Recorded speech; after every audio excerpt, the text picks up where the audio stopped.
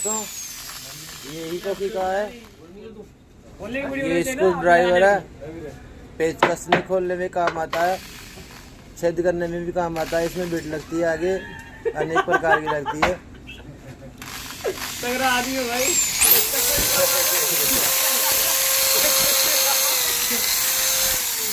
अरे यहाँ बिट लगती है।